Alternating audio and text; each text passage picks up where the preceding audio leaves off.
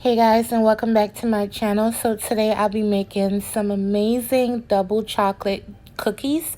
So let's get into this recipe that was so perfect.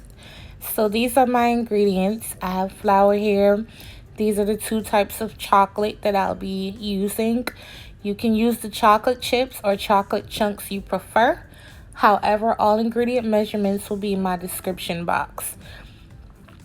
So this is my egg, my butter, my chocolate, my baking soda, sugar, salt, you name it.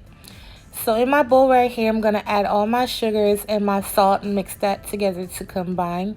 You then want to add the butter, mix that up to combine. Then you're going to add the egg and the vanilla and mix that up until you get like a ribbon consistency. You really want to mix at this step. I mixed it for about 90 seconds until it turned to this consistency right here.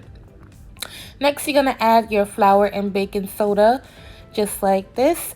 It's so easy and simple, you guys. All you're doing is pouring. All you're doing is measuring. Your measuring needs to be correct, and you're just pouring, and that's it. You're done. But you want to basically fold the flour and don't mix it. You need to fold it in like I'm folding it in, because you don't want to make cake batter, because that's what's going to happen if you do that. So now I'm going to chop up my dark chocolate right here. This chocolate right here was actually so good. It was pretty good. And but you can use, like I said, what you have on hand. Chop it up. We're going to throw it in there, and we're going to gently fold it again. You want to pop this in the refrigerator for 30 minutes, and then we're going to bake them off. So that's my wire rack right there in the back. I'm going to use that to cool my cookies down. You're also going to need a sheet pan to bake them and a scoop to scoop them out, just like I'm about to do right here.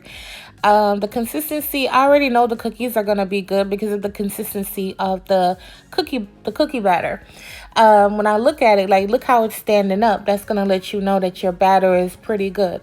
And these are what they look like straight out the oven after about 15 minutes.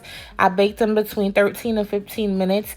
Once you see the brown edges, you want to pull them, and that's when I pulled them. The second batch took 15 minutes. The first batch took 13 minutes. So just make sure you pay attention to it. They came out so good and perfect, you guys. Like, I can't. And you guys know I'm not a baker. So I was just so impressed with them. You can look at the detail. I'm about to break one open for y'all. The chocolate is so gooey and warm. This would be good with some milk. I don't drink milk, so But this would be good with some milk. Enjoy it. Your kids will love it. And yeah, I'll catch you guys on my next video. Thank you guys so much for watching. And y'all, look at my husband in the back. Look at him. Just look at him. I can't. Bye, y'all.